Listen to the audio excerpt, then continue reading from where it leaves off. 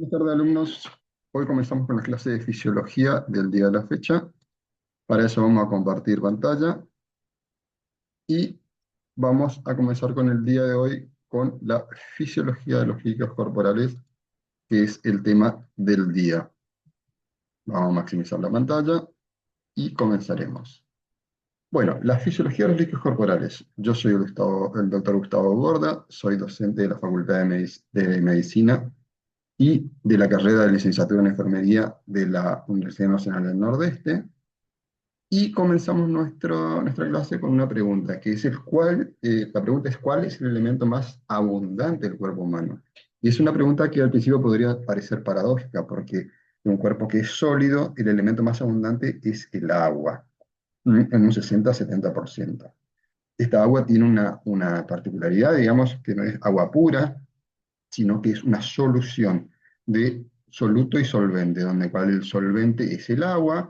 Acá tenemos un ejemplo de lo que sería una solución de agua azucarada. El solvente es el agua y el soluto son las partículas que están, digamos, diluidas en el agua. Eso es la composición de los líquidos corporales, es 60 a 70% del líquido del ser humano. Bien, el organismo está constituido por unas 40 billones de células que, digamos, actúan en forma armoniosa y conjunta para formar un organismo, digamos. Acuérdense que hay organismos unicelulares y nuestro organismo es pluricelular, digamos. Estos se juntan y trabajan en conjunto y hay un concepto muy importante acá que es cada estructura funcional contribuye con su parte para mantener la homeostasis del medio interno. Aquí hay dos conceptos muy importantes que lo vamos a ver en todo el transcurso de la clase. La homeostasis y el medio interno. ¿Está? Mientras ese medio interno, que ya vamos a ver qué es, se mantenga estable, la célula va a estar viva y se va a mantener la salud. Cuando ese medio interno digamos, salga de su balance natural, la célula enfermará y morirá. ¿Está? Entonces, la unidad funcional es la célula, ¿está? Es la unidad viva básica del cuerpo, está unido mediante estructuras, formando tejidos, y cada célula tiene características que la hacen, digamos, ser similares. Toda célula requiere alimento para subsistir, ocasiona elementos o forma sustancias de desecho y se reproduce. Acá tenemos un gráfico de una célula muy básico, digamos, pero que nos sirve para tener este concepto, esto es la célula, la unidad básica, de la cual hay esos 40 billones. Pero dentro de la célula, o el límite de la célula es la membrana celular. La membrana celular va a ser lo que limita a la célula. Dentro de la membrana celular está lo que se llama el líquido intracelular. Fuera de la membrana va a estar lo que se llama el líquido extracelular. Acordémonos, la mayor parte del organismo es líquido, ¿tá? Y el límite entre el líquido intracelular y extracelular va a ser la membrana celular. Acá están los diferentes tejidos que pueden formar las células, y acá está más o menos un croquis de cómo se distribuye esto en el organismo. Hay millones de células en todo el organismo, siempre cercanas a un vaso sanguíneo, nunca muy lejanos a ello, cada uno con su membrana celular. Todas las células o todos los interiores de las células se llaman líquido intracelular, pues tienen las mismas características, y todos los interiores de las 40 billones de células se toman como si fuera un todo único, digamos, ¿tá? Y se lo pone como un solo líquido homogéneo, digamos. Y por fuera de la célula está el líquido, se llama líquido extracelular, que está el intersticial, y dentro de los vasos sanguíneos el líquido intravascular o plasma. Bien, acá vamos a los conceptos básicos que dijimos, ¿eh? Medio interno es el líquido extracelular. Ese líquido dijimos intracelular y extracelular. Bueno, el líquido extracelular es el medio interno, es lo que rodea a la célula, es el que tiene que mantenerse armonioso para que la célula pueda sobrevivir. Esa armonía, ese equilibrio de los solutos y solventes del medio interno, o sea, del líquido extracelular, se llama homeostasis. O sea que podemos hacer acá un sinónimo. Medio interno es sinónimo a líquido extracelular, y homeostasis es sinónimo de equilibrio del líquido extracelular. Equilibrio de agua y de solutos. Acá tenemos una comparación para que se pueda entender. Cuando todos éramos organismos unicelulares, o sea, por ejemplo, esta ameba viviendo en un lago, tenía su membrana celular que la separaba del medio externo, que sería el agua del lago, y dentro de la célula tenía su líquido intracelular, y por fuera el medio externo. Como nuestras células están hundidas en el organismo, dentro de ese organismo que la contiene, digamos, lo que rodea a las células fuera de la membrana celular es líquido que es del organismo. Y ese líquido que antes era el medio externo se transforma en un medio interno dentro del organismo. Y por fuera de la piel va a estar el medio externo. Es como que si nosotros hubiéramos construido un lago interno propio para poder protegernos. Eso fue dado por la evolución de millones de años, ¿no? Acá tenemos un croquis que nos especifica un poco mejor esto. Acá está la célula dentro de su lago interno, de su líquido extracelular o medio interno. Acá tenemos el líquido intracelular, acá tenemos el líquido extracelular o medio interno, y esto está separado del exterior o medio externo por las células de protección y las células que comunican, digamos, y que extraen elementos del medio externo o excretan elementos que no se utilizan al medio externo. Hay una comunicación, digamos, pero este líquido extracelular, este medio interno sería nuestro propio lago que hemos formado dentro de nuestro organismo después de la evolución, como hemos dicho. El cuerpo humano líquido. Acá vamos a ver cómo se distribuyen los líquidos. El 50, 60 a 70%, o sea, el 60% del cuerpo humano es líquido, esa solución que dijimos. Este líquido se denomina agua corporal total. ACT es agua corporal total. Y se distribuye en dos compartimentos, como estuvimos diciendo: el líquido intracelular y el líquido extracelular. El LIC, el intracelular, y el LEC, el extracelular.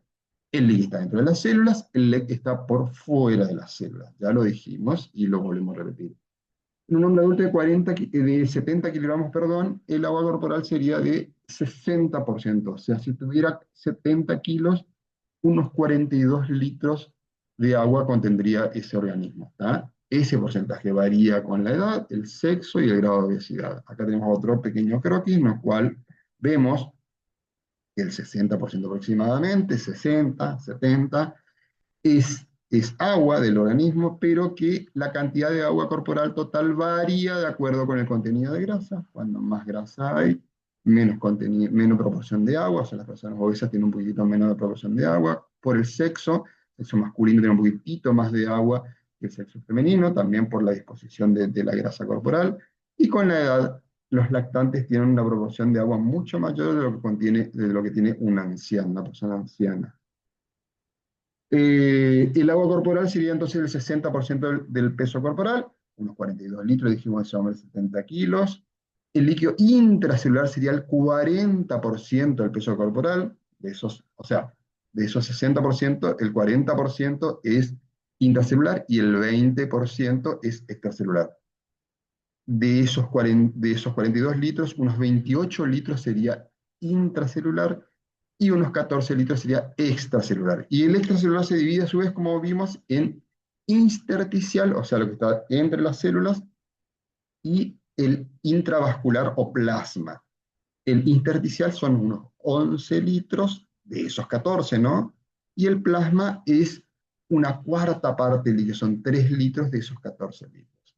Vamos a verlo con un gráfico mejor.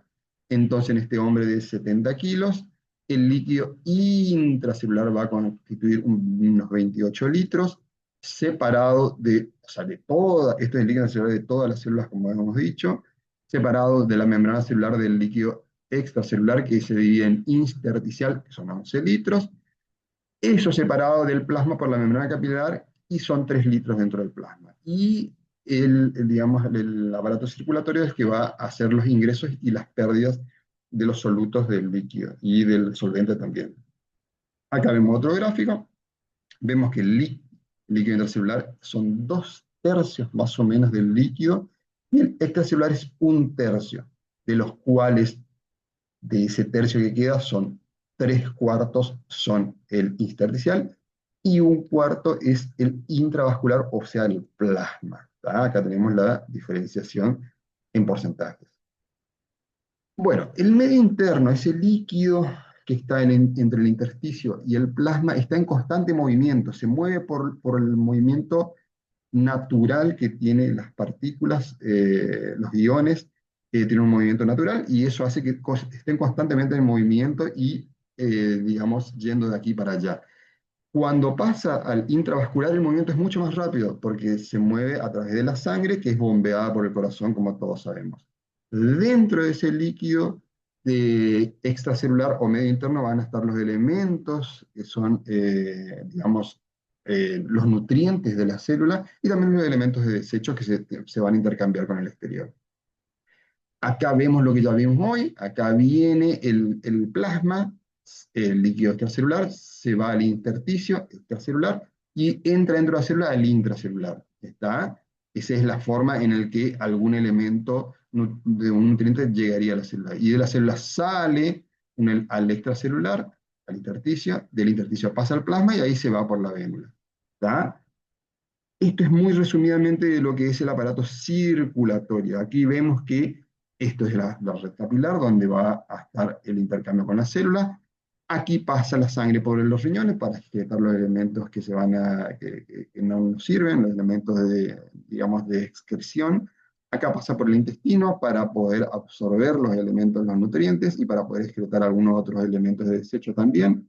Y aquí pasan por los pulmones para captar el oxígeno y para expeler el dióxido de carbono, que son dos de los elementos más abundantes e importantes del líquido extracelular.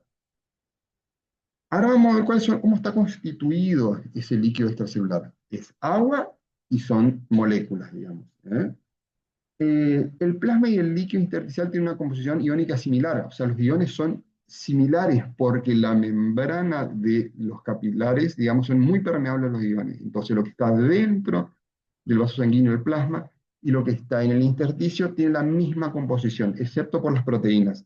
Que las proteínas le cuesta salir ¿cómo se llama? Del vaso sanguíneo, porque la membrana le es poco permeable, entonces hay un poquito más de proteína dentro del plasma. ¿Tá? ¿Cuáles son los elementos más abundantes? El líquido extracelular contiene grandes cantidades de iones sodio y cloruro. Sodio y cloruro son lo que más contiene. Y también tiene bicarbonato.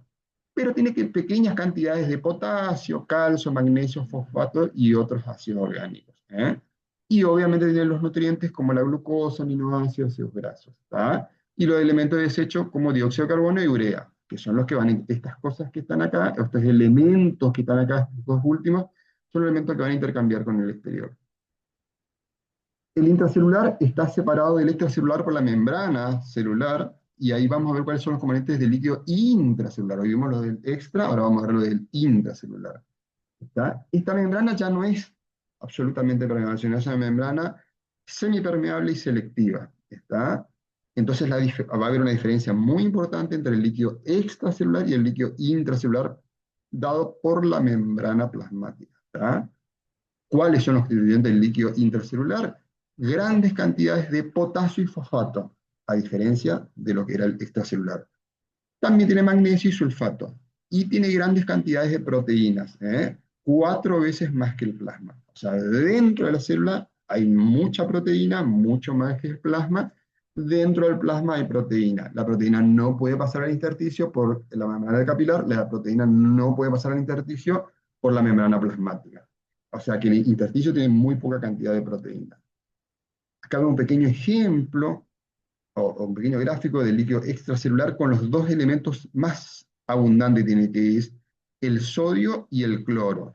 Acá tiene el sodio 142.000 equivalente, a diferencia del intracelular que tiene 10, y acá tenemos el cloro 103.000 equivalente, a diferencia de 4.000 equivalente dentro del líquido intracelular. Esto es intracelular y esto es extracelular, plasma e intersticial. Y dentro del intracelular va a haber una mayor cantidad de iones potasio y de fosfato. Acá vemos que el potasio en el intra es 140 y en el extracelular es 4.000 equivalente. Hay una diferencia importante. ¿Tá?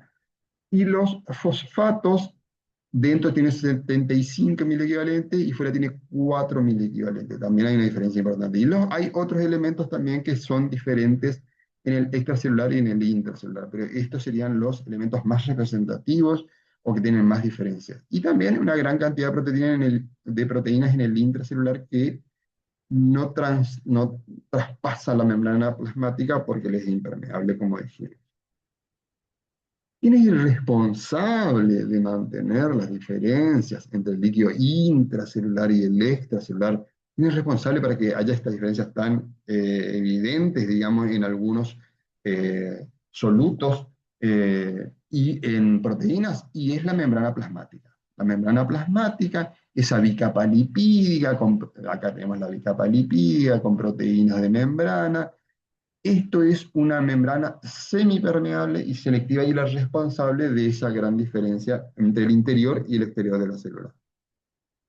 Hay diferentes tipos de transporte dentro de la membrana, transportes de partículas y transporte de agua, y vamos a ver someramente unos conceptos de los medios de transporte, digamos, o tipos de transporte. Hay difusión simple, difusión facilitada y transporte activo.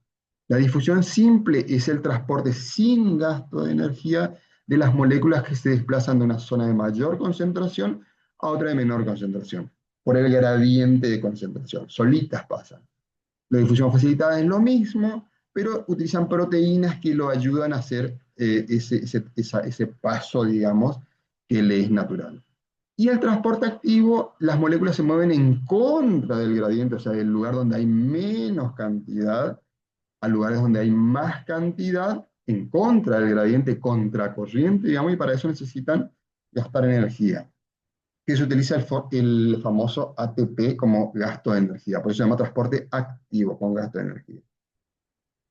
Acá tenemos el croquis de la membrana, la bicapa lipídica, las proteínas de transporte. Vemos que en la difusión simple puede pasar directamente a través de la membrana, el ion sodio o cloro, eh, y también puede pasar a través de una proteína que le facilita esto, ¿no? O a través de difusión facilitada, que es a través de una proteína. Todo esto es difusión, el paso de los iones a través de la membrana. Ahora, el transporte activo esto es a favor de la corriente, o sea, de donde hay más a donde hay menos. El transporte activo es en contra de la corriente, o sea, de donde hay menos a donde hay más. ¿Por qué? Porque la célula necesita tener esa diferencia de iones de un lado y otro de la célula, que ya lo vamos a ver en clase subsiguiente, ¿para qué? Pero eso es una cosa que la célula lo necesita y lo hace a través del transporte activo. No deja que la naturaleza equilibre naturalmente. El que sí deja es la membrana del capilar. El capilar sí deja que se equilibre de los lados y por eso es una cosa equilibrada de los dos lados del capilar. Ahora, la membrana plasmática no lo permite. Eh, y la ósmosis es el paso del agua. ¿M?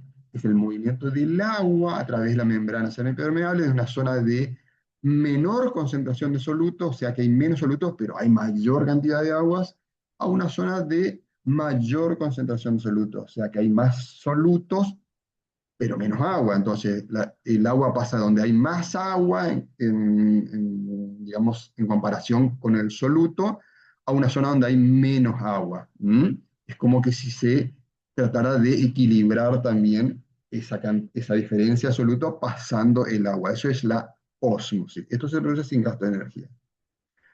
Aquí vemos lo que estuvimos diciendo. Hay dos membranas, la membrana del endotelio del capilar y la membrana plasmática.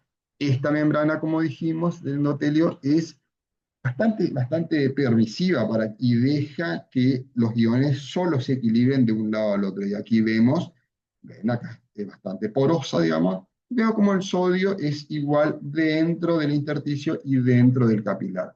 Ahora, la membrana plasmática no. Es una membrana semipermeable, es selectiva y tiene sus medios de transporte de la difusión, como dijimos, difusión facilitada, transporte activo, transporte en masa, ósmosis. Y ella elige qué ion va a pasar de uno u otro lado y produce diferencias y transporta a veces en contra del gradiente de concentración. Y entonces acá vemos que, por ejemplo, el potasio es muy abundante dentro de la célula, como vimos hoy, y el potasio es poco abundante afuera. Si esto se dejara a una difusión simple, esto se equipararía con el paso del tiempo. Y el sodio es poquito dentro de la célula y es la gran cantidad fuera de la célula. ¿Tá? Entonces, es esta membrana la que mantiene esta diferencia. Y esta otra membrana permeable la que hace que de los dos lados del mostrador, del líquido intersticial y el líquido intravascular, sean iguales las concentraciones. Esta homeostasis, o sea, es ese equilibrio que vamos a hacer en ese medio interno, que era el líquido extracelular, cuando se quiebra, cuando se rompe, produce enfermedad y produce muerte. Aquí tenemos dos ejemplos, múltiples ejemplos que vamos a tener, de quiebre de la homeostasis, en el cual esta persona está deshidratada, le falta el solvente que es el agua, y esta persona tiene un aumento de la bilirrubina, tiene ictericia, porque se está desechando mal la bilirrubina o se está produciendo más. Y ven que está con un color amarillento. Son dos disrupciones de la homeostasis que se ven traducidas en enfermedad. ¿Cómo ingresa y egresa estas moléculas al medio interno? O sea, al medio interno, o sea, ese líquido extracelular. Primero el intravascular y después el intersticial. ¿Cómo ingresa y egresa? Los ingresos se producen a través del aparato respiratorio. Acá se capta el oxígeno del exterior.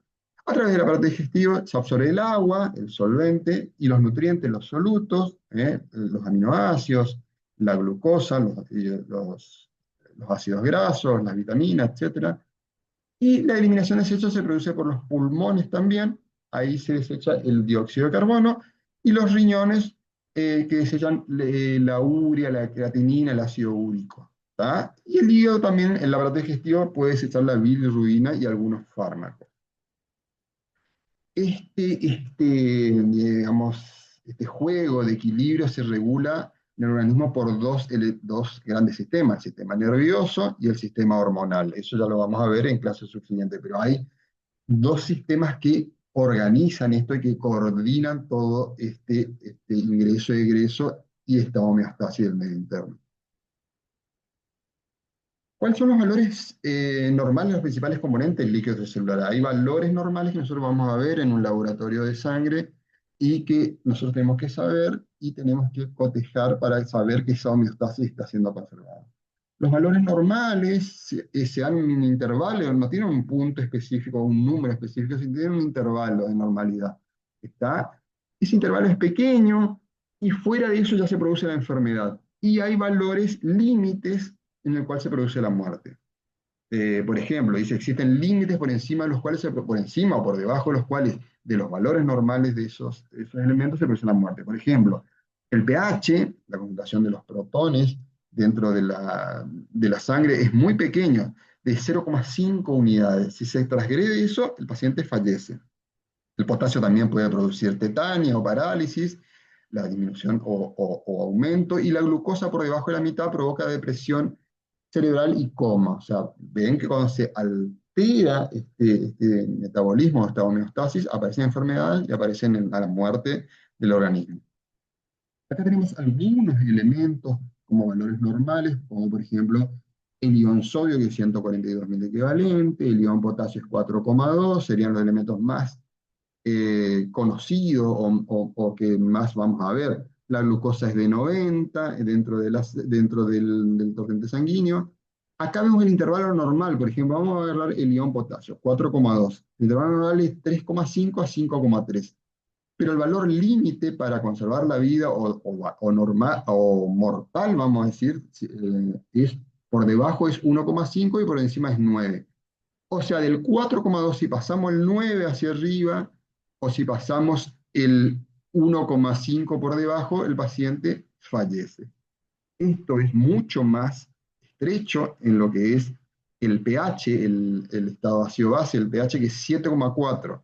Sus valores límites son 6,9 a 8. O sea que de 7,4 llega a 8 el pH y el paciente fallece. O sea, el límite es muy estrecho. Por eso es importante que nosotros sepamos estos valores normales y estos intervalos normales que tiene para saber la homeostasis del laboratorio de nuestro paciente. ¿Mm? ¿Cómo se obtiene este laboratorio? Muy fácilmente, con una muestra del líquido extracelular. que el líquido extracelular que vamos a sacar va a ser el líquido del plasma, ¿eh? El volumen del plasma o de la sangre de 5 litros, de los cuales el 60% es líquido, el plasma. Este es líquido extracelular y va a ser un representante del medio interno. Y es de allí donde nosotros hacemos las pruebas para sacar esos valores normales que tenemos, ¿eh? Más adelante también vamos a ver cuál es el hematocrito, cómo se realiza eso, pero no es en esta clase la que lo vamos a desarrollar. Ahora, eso es la regulación que había de las moléculas, de los solutos. Ahora vamos a ver el agua, cómo se regula. También muy importante la cantidad de agua, ¿eh? El mantenimiento del volumen constante del agua dentro del organismo va a hacer que también los elementos diluidos en ellas también se mantengan estables y que todo el organismo actúe en forma coordinada. El agua entra y sale del organismo constantemente y esto debe ser controlado y monitoreado, ¿eh? Normalmente esto se produce en forma fisiológica, pero cuando tenemos un paciente enfermo lo tenemos que controlar nosotros como personal de salud. ¿Cómo entra el agua al organismo? De dos fuentes principales, por vía digestiva, tomando líquidos y comiendo alimentos, y eso da unos 2100 mililitros al día de líquido que entra, por día. ¿Tá? Y adentro del organismo se sintetiza agua y eso produce una cantidad exigua de 200 mililitros al día. ¿Tá? Estos dos elementos son las formas, esto no se va a variar, la síntesis interna, pero la ingesta puede variar muchísimo. Podemos tomar muy poca cantidad de agua o mucha cantidad de agua. ¿Cuáles son las pérdidas fisiológicas normales? Hay una pérdida insensible que nosotros no podemos controlar y no podemos ver, pero que todo el tiempo está sucediendo, que es la evaporación por vías aéreas y la difusión por la piel. ¿Mm? Estamos evaporando líquido constantemente, que es diferente al sudor. ¿Tá? Y es 700 mililitros al día. Esto es muy importante saber porque acá empezamos a ver patologías que van a alterar mucho nuestro medio interno, que es, por ejemplo, el gran quemado. Al no tener la capa córnea, el gran quemado puede perder 10 veces más líquido que lo normal. Hay que estar atento a eso. La pérdida por sudor es muy variable, normalmente de unos 100 mililitros al día, poco, pero si hace mucho frío se pierde muy poco, y si hace mucho calor o estamos haciendo una actividad física, se puede perder mucha cantidad de líquido, hasta 1 o 2 litros en la hora de una actividad física intensa en una zona calurosa. La pérdida por las heces es una pequeña cantidad de 100 mililitros al día, generalmente las heces son pastosas, sólidas, una sola vez al día se defeca, pero si el paciente tiene diarrea intensa puede perder varios litros al día y se puede deshidratar por la defecación, perder líquido por la defecación. Y las pérdidas por la orina, el gran regulador, digamos, cuando estamos perdiendo mucho por los otros elementos, digamos, la orina se va a concentrar un poquitito, cuando estamos perdiendo poco, vamos a orinar mucho, vamos a ver en los días de calor que se orina poca cantidad y concentrado, y en los días de frío se orina un poco más de volumen y un poco más diluido, ¿eh? Pero es normalmente de unos 1400 mililitros al día. Ahí tenemos todos los elementos que ingresan al organismo y los que egresan.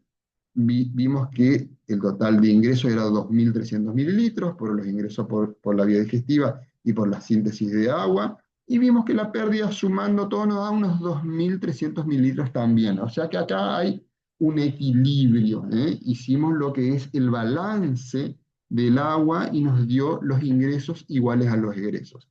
Ahora, cuando yo hago un ejercicio intenso y prolongado, yo puedo tener pérdidas importantes por sudor. ¿Mm? Pasa de 100 mililitros a 5000 mililitros y también por la respiración. ¿Mm? Pierdo más cantidad de líquido. Entonces quiere decir que mis egresos pueden ser de 6000 mililitros, o sea, 6 litros. Yo ingerí en el día 2 litros y perdí 6 litros porque estuve haciendo una actividad intensa en el calor. Aquí yo tengo que reponer ese líquido perdido. ¿Tá?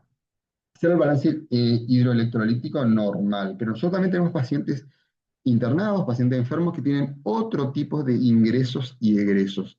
Los ingresos de los pacientes enfermos pueden ser por medio de sondas, por medio de vías periféricas, o sea, por medio parenteral o enteral, y los egresos pueden estar exagerados por vómitos, por diarrea, o por algunos drenajes abdominales si es que son posquirúrgicos. ¿Tá? La temperatura también, cuando el paciente aumenta su temperatura, tiene fiebre, tiene más pérdida de líquido. Y eso tenemos que cotejar para poder hacer nuestro balance de un paciente enfermo.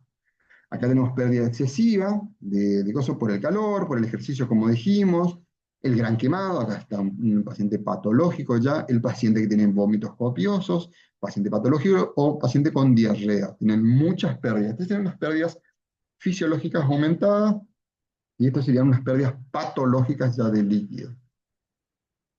Tengo que reponer ese líquido perdido para que yo no me deshidrate. ¿Cómo tengo que hacer? Tomar mayor cantidad de líquido o mucha cantidad de líquido si la pérdida excesiva. Pero ¿qué pasa si mi paciente no puede ingerir líquido o no está en condiciones o no está lúcido? Bueno, yo tengo vías diferentes para poder ingresar líquido que no sea el beber agua y son la vía enteral a través de sonda nasogástrica, de gastrostomías o yeyunostomías, que son sondas puestos dentro del tubo digestivo, o por vía parenteral, o sea, una vía colocada en una vena periférica o en una vena central. Esto va directamente al tubo digestivo, o sea que puede ingresar agua normal de la canilla, vamos a decir, y esto va al torrente circulatorio en el cual yo tengo que hacer ingresar agua estéril y en condiciones de los fluidos parenterales porque yo voy a evitar la barrera digestiva y voy a pasar directamente al torrente circulatorio y tengo que tener otras precauciones. Las precauciones son estas. Las soluciones intravenosas tienen que tener una serie de características, pero vamos a dar una sola de ellas, y es que tienen que mantener el equilibrio osmótico entre los líquidos intracelular y extracelular. ¿Está? Porque cambios pequeños en la concentración de solutos, de lo que yo infundo, digamos, por vena, pueden producir alteraciones osmóticas. La presión osmótica es la presión que ejerce el agua para entrar a la célula o para salir de la célula. ¿Tá?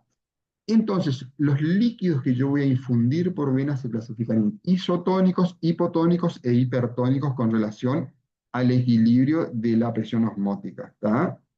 Los isotónicos son los que tienen la misma cantidad de solutos que lo que está dentro de la célula. Por lo tanto, el agua no quiere entrar ni salir de la célula. Las soluciones hipotónicas tienen menor cantidad de solutos, por lo cual va a haber mayor cantidad de solutos dentro de la célula y el agua va a intentar entrar dentro de la célula y la hincha y la puede romper. Y las hipertónicas son soluciones que tienen mayor cantidad de solutos que el interior de la célula. Por lo tanto, el agua va a tender a salir de la célula para poder equiparar eso y se va a estrechar, se va a achicar, digamos. ¿Está? Entonces, repasemos. En las isotónicas tiene la misma cantidad de soluto, el agua no entra ni sale. En las hipotónicas tiene menor cantidad de soluto, por lo tanto el agua ingresa, y en las hipertónicas tiene mayor cantidad de solutos, por lo cual el agua egresa de la célula y se achica. Hay soluciones intravenosas que son isotónicas, por ejemplo, las que más utilizamos, que es la solución salina o solución de cloruro de sodio al 0,9%, y la solución de glucosa o de dextrosa al 5%, son las más utilizadas en la clínica médica, y son las soluciones isotónicas. Y esto es muy importante porque estas soluciones pueden infundirse en la sangre sin poner en peligro el equilibrio osmótico entre los líquidos intracelular y extracelular, sin poner en riesgo a la célula. Entonces yo puedo infundir grandes cantidades de estos líquidos sin que altere mucho el equilibrio que hay dentro de la célula. Bien, finalizando esto, vamos a hacer un pequeño repaso de qué aprendimos hoy. Aprendimos dos conceptos básicos, que es el medio interno y la homeostasis. Nosotros vamos a hacer acá una equiparación, digamos, o una metáfora de lo que podría ser el medio interno. El medio interno es como si fuera un gran supermercado. Esto es el exterior. En el exterior entran y salen los elementos dentro de mi medio interno, o sea, los elementos que van a equipar a mi supermercado, y acá adentro estoy yo, para comprando cosas, que sería la célula. Este interior del supermercado sería mi medio interno. Y la homeostasis estaría asegurado por el ingreso y egreso de elementos. Cuando falta azúcar, ingresa azúcar. Cuando sobra basura, sale basura. Y eso es la homeostasis. Es una forma de una analogía que hacemos, ¿no? ¿Cuál era la distribución de los líquidos corporales? Se distribuyen en líquido intracelular y líquido extracelular. Como vimos, el agua corporal total era el 60%, de eso el 40% es líquido intracelular y el 20% es líquido extracelular. Ya lo vimos. Acá hacemos otra analogía, que es decir que digamos, este recipiente, esta palangana llena de aguas con chupitas o con globitos de agua flotando dentro de ellas. ¿Tá? Aquí esto sería mi organismo, esto sería el medio externo, esto sería la barrera de mi organismo. El líquido que sobrenada acá sería mi medio interno, mi líquido extracelular, y el líquido que está dentro de las chupitas sería el líquido intracelular. ¿Ya? Para que nos grafiquemos un poquitito o tengamos otra visión de esto, ¿no? ¿Cuáles son los valores normales? Hay muchos valores normales, pero los cuales elegimos algunos. Por ejemplo, los valores normales de los solutos en sangre. El sodio, por ejemplo, 142 mil equivalentes, el potasio 4,2, el calcio 1,3, el magnesio 0,8 y el cloruro 106. Estos son valores normales que uno debería tener en mente y recordarlo para cuando uno ve un laboratorio normal o patológico y pueda detectarlo. Balance hídrico del paciente, hacemos otra analogía a lo que es acá una pileta, en el cual tiene una pequeña pérdida y sale el líquido, serían los egresos del líquido, y acá está el padre reponiendo el líquido, serían los ingresos del líquido. El balance hídrico del paciente es mantener a raya la cantidad de líquido que hay en la pileta. Si yo dejara de poner ingresos, los egresos harían que baje el nivel. Si yo pusiera mucho ingreso, cargara mucho la pileta, eso rebosaría y excedería el balance normal. Y por último, las soluciones parenterales, que vimos que son una de las características que tiene, son muchas características, pues son la tonicidad que tiene, la hipertónica, isotónica y hipotónica. Vimos dos tipos de soluciones isotónicas, que es la solución fisiológica de cloruro de sodio, que tiene agua y sal, y la solución de dextrosa, que es agua y azúcar. ¿Está? Tienen que ser al 0,9% y al 5% para que sean isotónicas y no provoquen alteraciones en el organismo. Muy bien, muchas gracias por su atención. Aquí le dejo la bibliografía donde pueden seguir consultando y hemos finalizado la clase del día de hoy. Muchas gracias por su atención. Nos volveremos a ver en cualquier momento. Gracias.